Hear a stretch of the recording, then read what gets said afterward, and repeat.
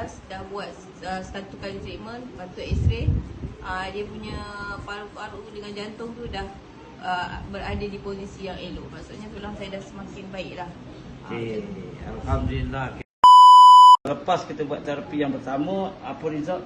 Alhamdulillah, saya punya jantung dengan paru-paru dah kembali okey dan berada di tempat yang sepatutnya. Tengok x-ray ni. Ni saya ada masalah pernafasan. So macam nak breathing tu ada masalah sikit. Tapi tengok sekarang bukan dikata mulut je, tengok x-ray pun dah nampak ada perubahan yang sangat ketara. Baik, Alhamdulillah. Jadi hari ini kita datang untuk membuatkan supaya lebih sempurna lagi.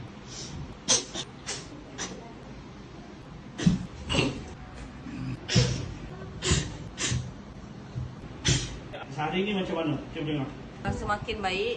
Cara jalan pun rasa macam lebih ringan lah. Saraf dah okey, dah kembali okey. Tulang pinggul ni pun rasa berbeza daripada dulu.